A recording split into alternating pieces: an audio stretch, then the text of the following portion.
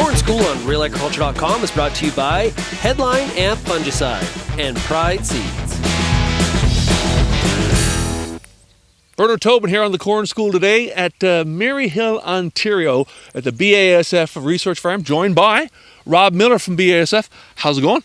Pretty good, all things considered. Well, all things considered. Hey, we're standing in a wheat field here today, and a lot of people talking about potentially having to take out wheat and go in with corn. Mm-hmm. And it's a big management decision, especially when it comes to weed control. What do we need to consider if we're going to come in here with some corn? Yeah, definitely. So the number one rule is using multiple effective modes of action. So wheat in general is very easy to kill with glyphosate, very sensitive to glyphosate. But chances are there's probably going to be some problem weeds in that field, such as glyphosate-resistant Candida fleabane, especially in those fields that miss that fall burn down. So a couple of things to consider. A lot of people might think, okay, well, just go in there with dicamba.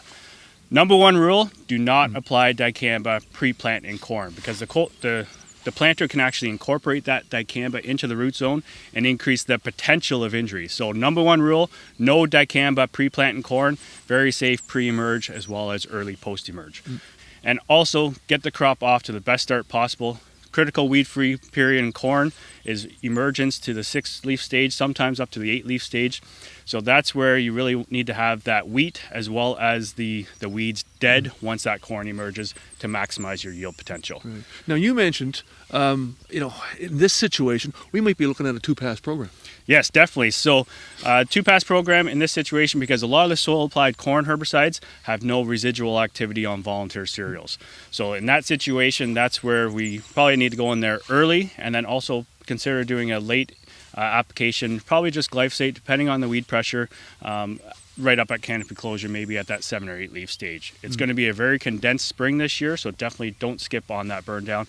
And if you are planning on doing any light tillage with this wheat crop as well, do your applications prior to that tillage implement. As long as the product is registered, no issues with that. You want to get good activity of these weeds and wait 3 days before doing any tillage if you are doing that. Right. We're also hearing some challenges in the alfalfa crop, especially in eastern Ontario.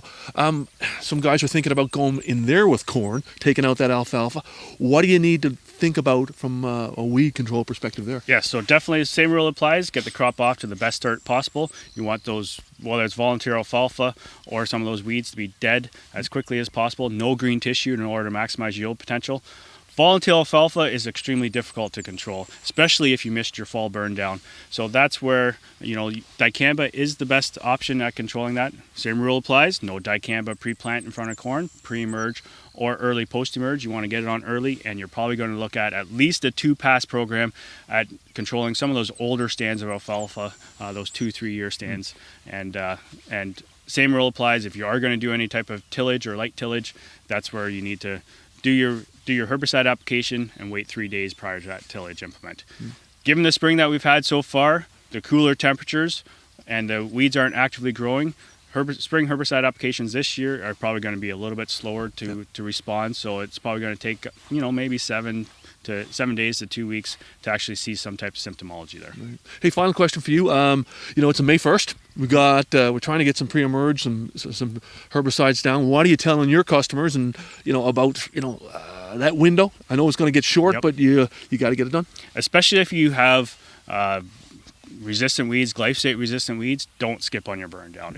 Whether it's corn or soybeans, it's much easier to control the weeds and prior to planting and prior to crop emergence, versus we have much more options, versus especially if once the crops emerge, the weeds get a little bit bigger, a little more difficult to control. So definitely get them when they're smaller, much easier to control, and using multiple effective modes of action to maximize your yield potential. Well, awesome.